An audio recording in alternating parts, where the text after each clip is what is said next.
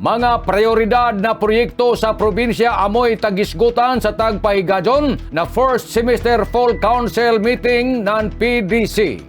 Nagpundok ang Provincial Development Council kon PDC ng Surigao del Norte para sa ija first semester fall council meeting niadtong Hunyo 25 ning tuiga didto sa Provincial Convention Center Capitol Compound ning atong siyudad sa Surigao. Sa pagpanguna ni Provincial Governor Robert Lyndon Barbers, nagtipon ang mga miyembro ng PDC, lakip ang mga local chief executive ng mga LGU, mga representante ng national government agencies, provincial government offices, pati ang mga civil society organizations. Nasabutan ng panagtigom, giisgutan ng konseho ang mga prioridad na proyekto, programa, pati mga inisyatiba para sa sosyal, infrastruktura, administrasyon, ekonomiya, pati ang napalibot. Isa sa mga mainungdanon amo ang pag-aprobar ng update sa vision, mission, pati ang uban pa ng mga pahayag ng pagpalambo ng probinsya. Isip pagpamatuod ng panagiusa ng tinguha para sa Surigao del Norte Prime Vision ang paghinang sa Surigao del Norte na mainungdanon na parte sa pag-uswag na nasod pinaagi sa ekonomiya, natural na bahandi, ligo na infrastruktura, pati ang madasigo na katawhan.